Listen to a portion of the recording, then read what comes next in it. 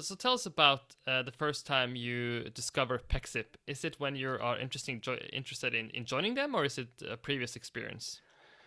So I came across Pexip as a technology a bit before I joined. So I was aware of the company and sort of slightly aware of what they did. But in the end, the really sort of reason for me to join Pexip was to one, after having worked in Telenor for 6 years or so, wanted to have the experience of working in a smaller company.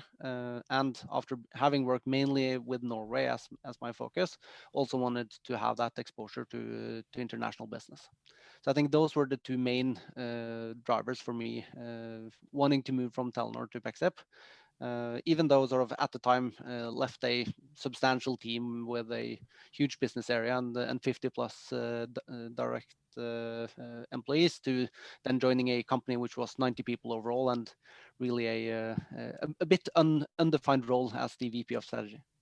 Super interesting. If we look at Pexip, can you tell us sort of the founding story? And of course, there has been two companies that has merged into Pexip, but can you tell us sort of the original story dating back? Hmm. Yeah, I think Pexip started back in 2012. So at the time, Cisco had acquired Tandberg, which was really a international powerhouse within video conferencing. And out of that acquisition came both Cisco sort of stepping up on their video conferencing side, but also quite a lot of people that over the years have left Cisco to found other companies. Pexip was one of those companies. And the ideas that the founders had was that at the time, video conferencing was really hardware based. So to have a video conference, you needed to, in addition to having the cameras and soundbars in the meeting rooms, you also needed these big specialized servers in your data center. They took in all of the various video streams from the different cameras and compiled them into one picture that they then sent back, so that you have more than one person on the screen at the same time. And I think what Pexip saw is that video needs to scale beyond what can be done in these specialized servers, because hardware-based solutions rarely scale really well. So they set out that this has to be a software solution, and it has to be a software solution that can be run in the cloud, so that it can use standard-based or standard processors to do all of these computations that is needed to provide a great video conference. Which, if it was anything but video, would be fairly straightforward. But when you add the requirements in terms of having close to zero latency, because if it takes you half a second from when I say something to you hearing it, it's not a fantastic experience, right?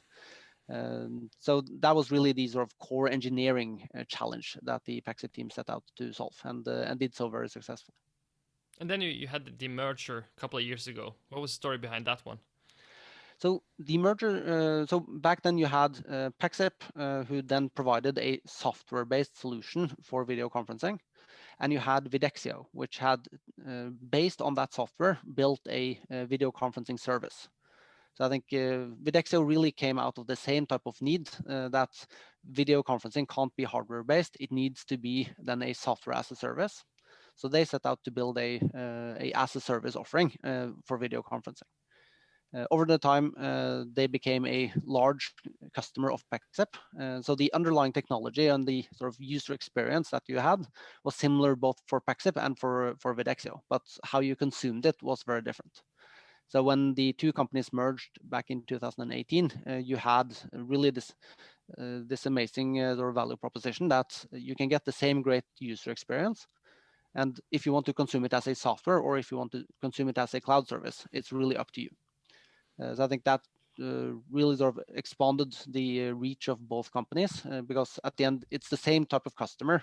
It's very often the same type of bid, but then you can serve both alternatives and not have to sort of be hit and miss on half of them because the customer wants a different deployment option.